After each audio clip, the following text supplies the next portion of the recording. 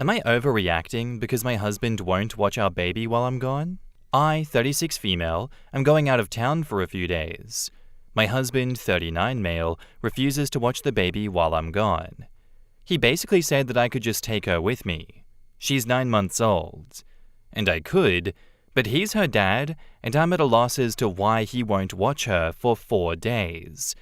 My best friend offered to watch her, and he would rather that the baby stay with her an hour away than to watch her on his own. Safe to say, I'm not too happy about it, and we've had some words. I'm just not sure that they were strong enough.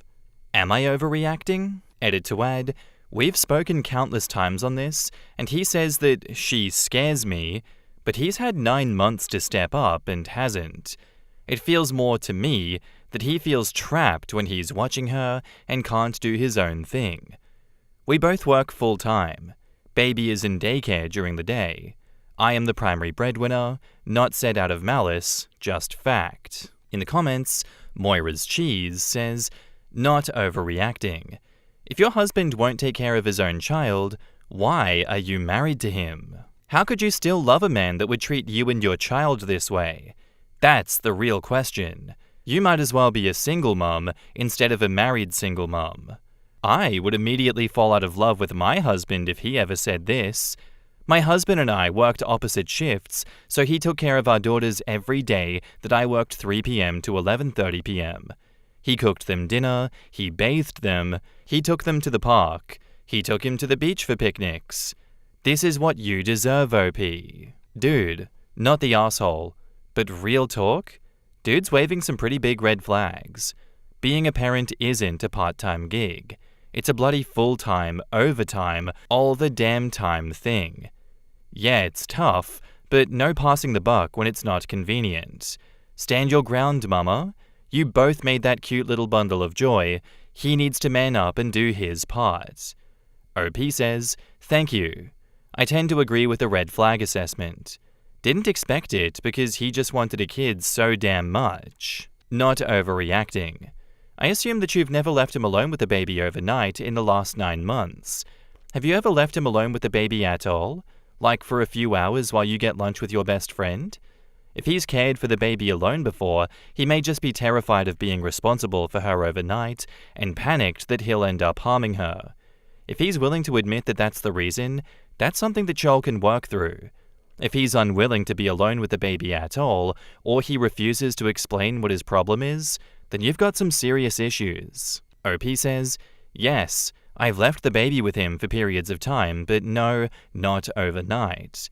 If I suggested that, he'd be like, can your mum watch her? It was like pulling teeth to get him to watch her alone for the first couple of times. He had to have a crutch person here, i.e. his friend. Now I can at least go to the store or somewhere for the afternoon and be okay. But it's always, poor me, when I get home. When asked, is the husband working? Did he want to take time off work to care for their baby? OP says, he works full-time, as do I. No, the baby goes to daycare. He would take the baby to daycare to go to work and then pick the baby up the same as I do every day. The baby is in daycare from 7 a.m. to 5:30 p.m. His work hours are 7:30 to 5. It shouldn't interfere with his job at all. Is OP planning to have more kids with her husband? OP says, I'm not having any more children with him. I don't know that his parents are the authority on parenting either. We did couples counseling for over a year from the time I found out I was pregnant until the baby was about 4 months old. Nothing changed. There are other issues, but by the time I was going to tell him that we needed to wait to have a baby, I was already pregnant.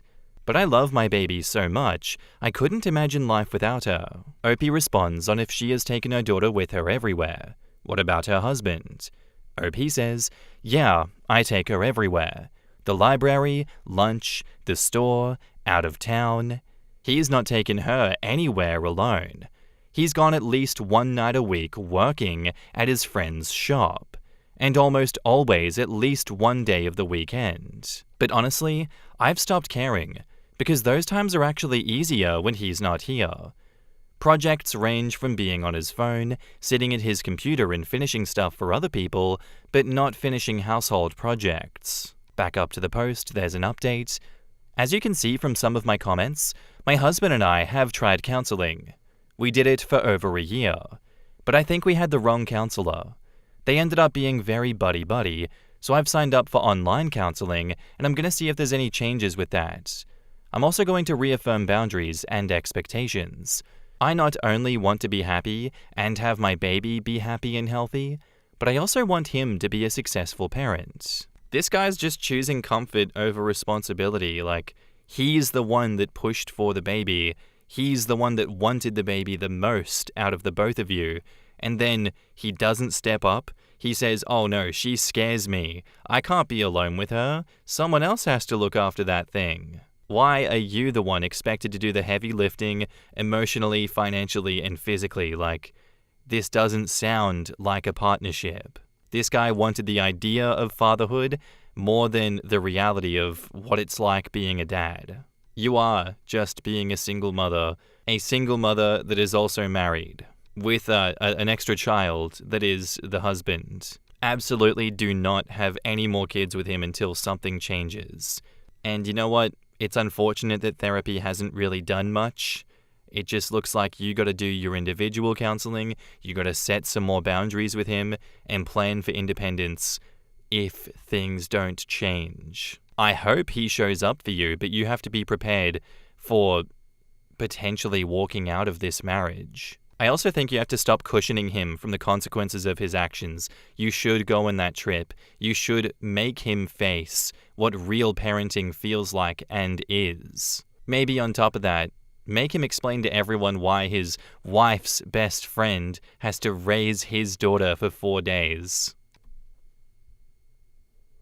And now, onto the update. I went on my trip, and my baby stayed with my best friend. She had a blast. My husband picked her up on Sunday, so he had her for one night. I just walked in the door 1.5 hours ago.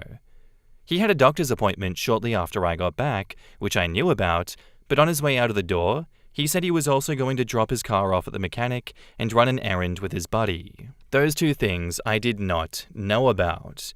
No communication, just an FYI and a goodbye. He said he was hoping to be back by 4 to hang out with the family. He pouted for a minute when I flat out said, well, you didn't tell me that you had to do all of that, but ended up just telling him to leave because I didn't want to watch a grown man pout. He had 3 full days by himself to get everything he needed done, but chose the moment I got home to leave. FYI, we had started counseling a week ago, but only had 1 session so far. In the comments, so in addition to him being a lame dad, he's also a lame husband. Neither good nor bad. Null, if you're familiar with databases. Good relationships start with being there, being engaged. He's neither. There's a piece to this puzzle that's missing. And OP says, if you find the missing piece, will you let me know? Ask any question you want and I'll answer them. I don't know if it'll help, but I can try. I don't know if it's something I'm doing wrong.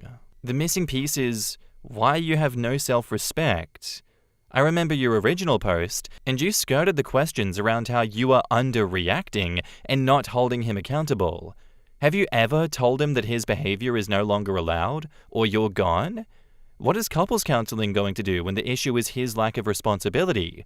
Why are you even trying to hold half the blame for his personal shortcomings? I'm curious how you grew up that you see his behavior as somehow okay. Was your dad not involved much in your life? Genuine question. It's just so bizarre to me that you allow this man to do this. OP replies, I don't mean to skirt around questions. We tried counseling for over a year, which was my suggestion, but that was a flop.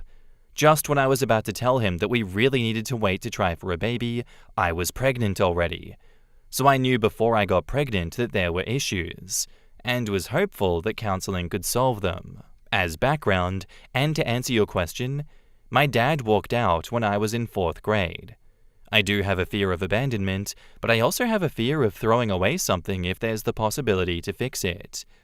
I've talked till I'm blue in the face. I've said, with counselor present, that I can't do this forever. I've not given a strict ultimatum, but I have made it clear that things need to change. Another commenter asks, Have you point blank asked him what happens if you die? Not to sound morbid, but literally what? OP says, I haven't, but I should. It's very telling that she said that things were easier at home when he wasn't there. There's no coming back from that. When you breathe a sigh of relief when you pull up in the driveway and find his car gone, that's a sign. He's not only useless, he's actively causing problems at home. Her life is going to be so much easier once he's out of it. He's probably going to petition for as much custody as he can get to get out of child support. Of course, he's going to pass on any responsibility to his mother if she falls for it. What a complete loser. Seriously, a complete failure as a father and a husband. Sometimes when my spouse travels, it can be easier managing my kids, but a large part of that is that my kids recognize that there's only one adult around, so they do more things for themselves. It's not intended to be a reflection on our co-parenting ability. It really does sound like he doesn't bring anything to the table, and that's just sad for everyone involved. I hope she cuts off the dead weight. Like, why have children if you want no part in raising them? I read someone's comment in another thread that some men want a child like kids want a puppy. They want the fun without the responsibility. I don't know if that applies here. So, yeah, he was unfortunately bullshitting about the fear of parenting part, and that kind of confirms what a lot of the original comments were fearing. This is and always has been about avoidance and detachment. He saw you coming back as a green light to just clock out again. That is just incredible. Anyone else also pick up on the pouting? The pouting is manipulative. That's the silent treatment, pretending to be hurt feelings. That's just his way of getting out of being held accountable by making OP second guess her frustration. That's wow. OP, I think you need to start asking yourself this as both a person and as a mother. What kind of model does this relationship set for your daughter?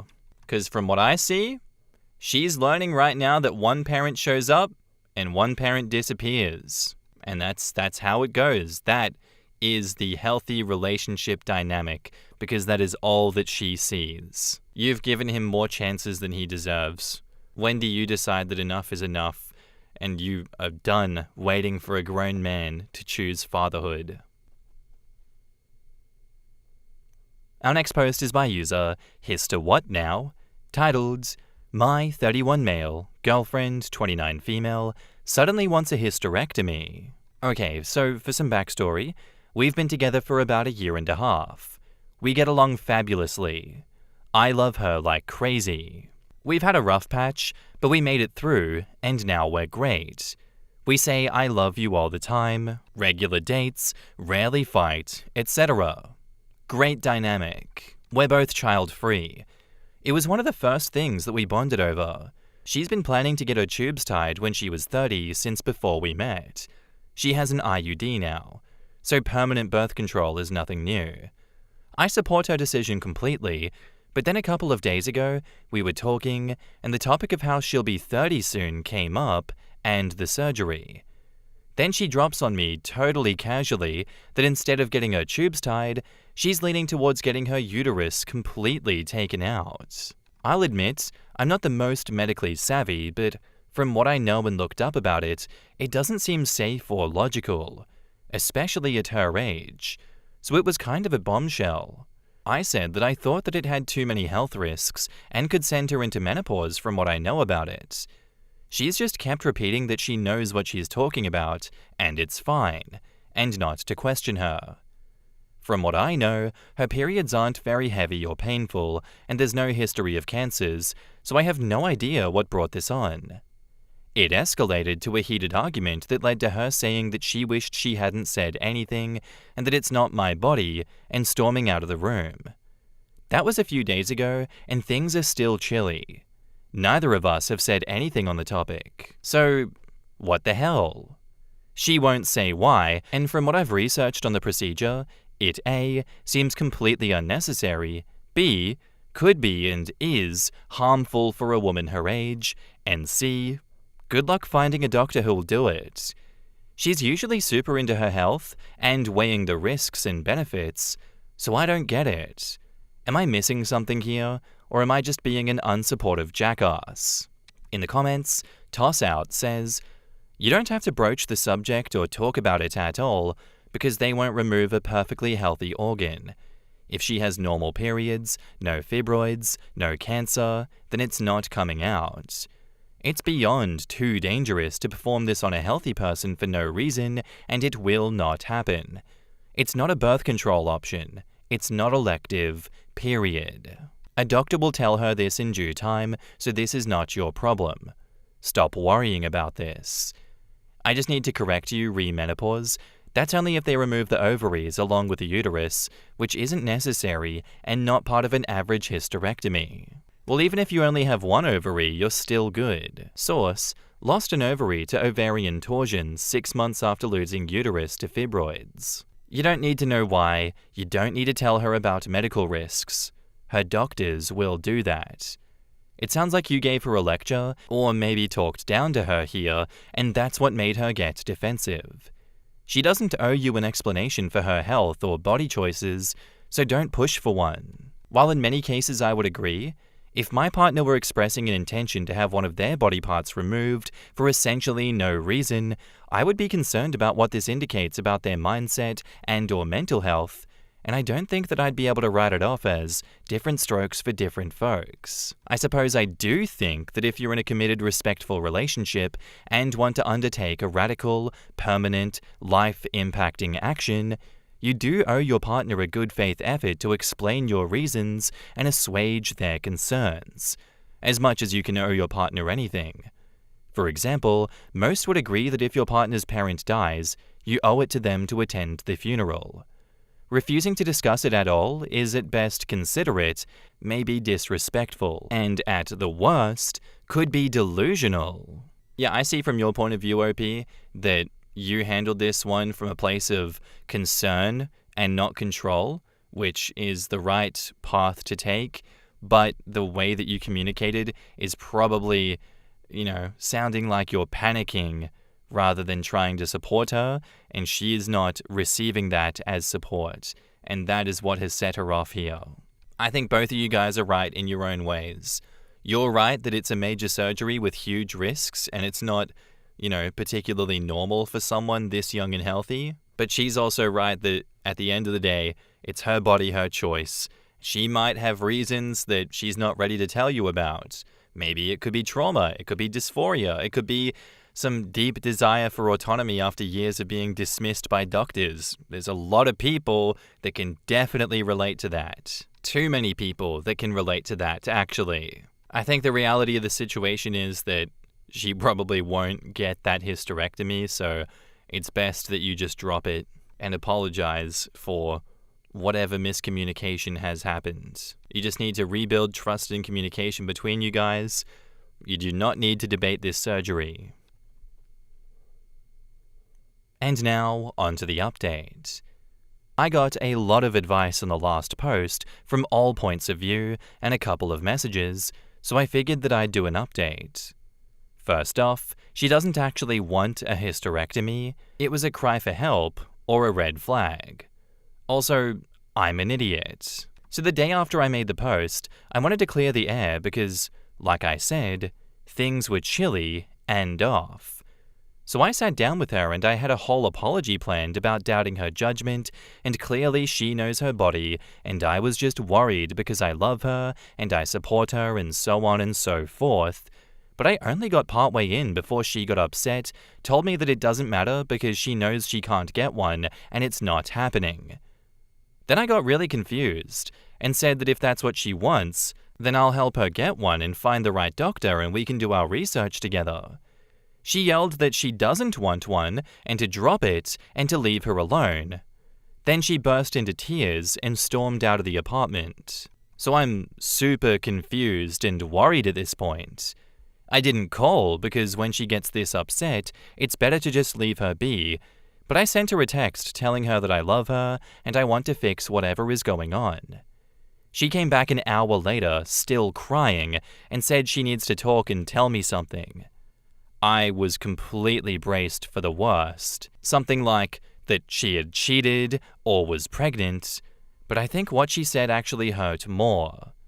She wanted the hysterectomy as a last-ditch resort to intentionally kill her sex drive. Remember how I mentioned that we had a rough patch? That was about 6 months ago. Well, I thought everything was better than ever since then, but what I didn't notice was I've coincidentally taken on some bigger projects at work since then, which has upped my stress levels. And I didn't notice that we've been having less and less sex. She pointed out that we only had sex twice in the past month, and I don't initiate. She also told me that her last 3 relationships ended with dead bedrooms where her partners refused to work on it, so she was scared that it's happening to her again. She then told me that if it keeps happening to her, that there must be something wrong with her and how awful she feels. So she just wanted to not feel anything sexually. Honestly, the whole thing is heartbreaking, and I felt so guilty.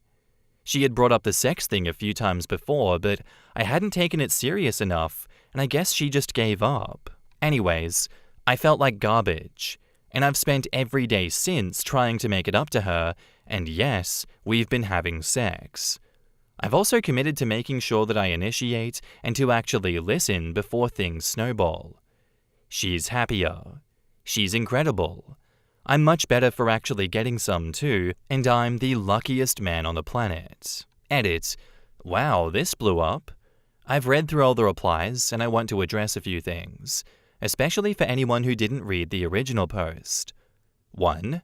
I'm not being abused, I'm not being manipulated. The hysterectomy idea was brought up as an option to permanent sterilization. It's part of an ongoing conversation. We are child-free. She had planned to get her tubes tied when she turned 30 since before she met me. It probably would not have escalated to this if I had just said, okay. It was when I reacted strongly that she got defensive. 2. Therapy. Particularly couples therapy was already suggested between us, and we are probably going to go for it. She admitted that she has some baggage surrounding her previous dead bedroom relationships, and because I wasn't listening and she figured that getting her ovaries out was a potential solution to something, I didn't think that it was needed to go into detail like this, but she said when we were talking that she was surprised at how heated that she got over the issue. She also realized after the fact that no doctor would take her ovaries out voluntarily. 3. For the people that missed it, we generally communicate pretty well. I just missed the sex talk from her for 6 months. Again, something that can hopefully be addressed with therapy. If every bump in the road or accidental miscommunication is breakup worthy, jeepers. Good luck, you guys. I'm glad everything worked out in the end, OP. This was a very, very good outcome. It was a much sweeter turnaround than we usually get here. It was messy, but it was very real. And yeah, it showed that she wasn't trying to hurt you at all. She was just crying out for connection, and I'm glad that you guys finally got that. I guess that hysterectomy talk was just how her fear came to the surface. And this chat that you had was more just like a deeper conversation you guys had been avoiding, and now I hope you're actually listening to each other, because it sounds like it. I hope that's the truth. Now that you have connected like that, keep that line of communication open, because I think that will matter way more than whatever sex frequency you guys are having in the long run. Thank you for the story and good luck. Anyway, guys, that's where I'm going to end today's episode. I do hope you enjoyed. If you did, let me know what you thought of it in the comments down below, and I'll see you in the next one. Bye.